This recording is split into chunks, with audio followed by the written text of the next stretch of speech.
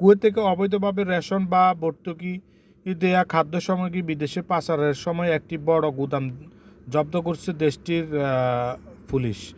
প্রথমে সালমি সীমান্ত দিয়ে দেশ ছাড়ার সময় একটি গাড়িতে তল্লাশি চালিয়ে শুল্ক কর্মকর্তা কিছু লুকানো রেশনের পণ্য খুঁজে পান। এরপর তদন্ত চালিয়ে পুলিশ একটি গুদামের সন্ধান পায়। সেখানে প্রচুর পরিমাণ রেশনের খাদ্য সামগ্রী মজুত করা হয়েছিল, যা অবৈধভাবে বিদেশে পাঠিয়ে বিক্রির পরিকল্পনা করা হয়েছিল।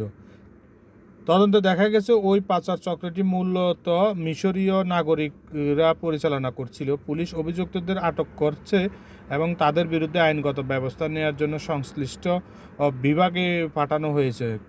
কুয়েতের স্বরাষ্ট্র মন্ত্রণালয় জানিয়েছে, সরকারি সাহায্যের ব্যবহার এবং রাষ্ট্রীয় সম্পদ নষ্ট করা যে কোনো চেষ্টা কঠোর হাতে দমন করা হবে।